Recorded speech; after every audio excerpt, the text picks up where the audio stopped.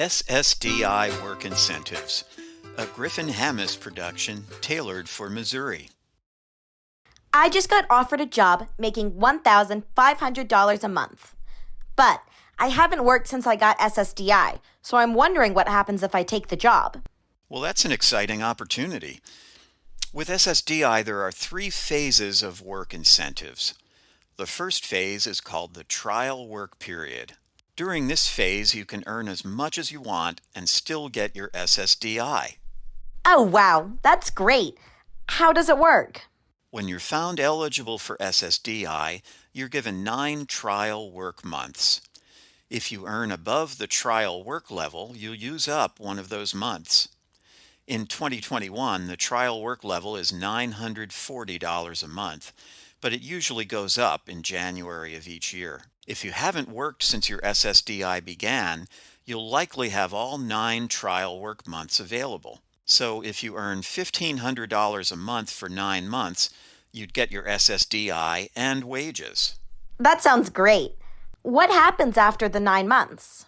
After you finish your 9th trial work month, you enter Phase 2. Phase 2 is called the Extended Period of Eligibility, and this phase lasts 3 years. During this phase, Social Security checks to see if the work you do is above or below something called Substantial Gainful Activity, or SGA for short. In 2021, SGA is $1,310 a month, or $2,190 for people with blindness. In months your work is below SGA, you get SSDI. In months your work is above SGA, the SSDI pauses, and you don't get it that month. What most people don't know is that included in this phase is a great safety net. You keep SSDI eligibility status even if you go above SGA, and that means you can get it quickly restarted.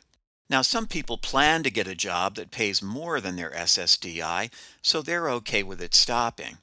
And there are work incentives that let you keep Medicare even if your SSDI stops due to work. Other people can't earn that much right now, so their plan is to keep getting SSDI while they work. You're the one who gets to decide what makes the most sense for you. I'm glad to know I can choose. So, if I earn $1,500, does that mean my SSDI will stop in Phase 2? Well, since your gross wages would be above SGA, that's possible. But if your countable wages fall below SGA, then you'd still get the SSDI.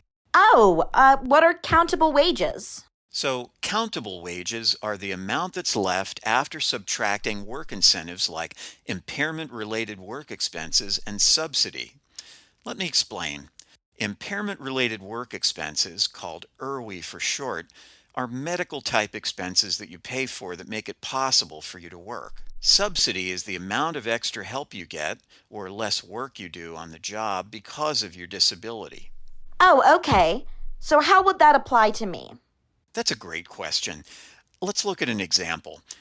Let's say each month you spend $100 on medications that you need to be able to work. Plus, let's say you get $200 worth of free help from your coworkers to do your job. After subtracting those from your gross wages, you end up with $1,200 in countable wages. And that is below SGA, which means you'd likely still receive your SSDI. Great, I got it. So, if I do end up earning above SGA, it's good to know I can easily get it back. So, what happens in Phase 3? In the third phase, Social Security will still check to see if your countable wages are above or below SGA. If they're below SGA, your SSDI simply continues. If they go above SGA, then your SSDI would stop completely. To get it back, you'd need to do a new application, or if you meet the criteria, you can ask for something called expedited reinstatement, which is another safety net. Expedited reinstatement gives you up to 6 months of SSDI while Social Security checks to see if you're eligible for benefits again. All right, I think I got it. It's great to know I have safety nets to support me as I return to work. You can learn even more about SSDI and work on mo.db101.org. Read the article about work incentives, which has a section on SSDI work incentives. Use the Benefits and Work Estimator to see how you can be better off with a job.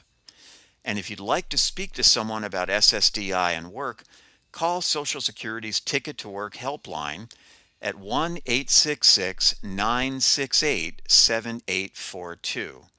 Their TTY number is 1-866-833-2967. If you get other benefits besides SSDI, they can help you understand those benefits too. To see more videos like this one, go to mo.db101.org. Knowledge is power. Take time to learn more about SSDI and work.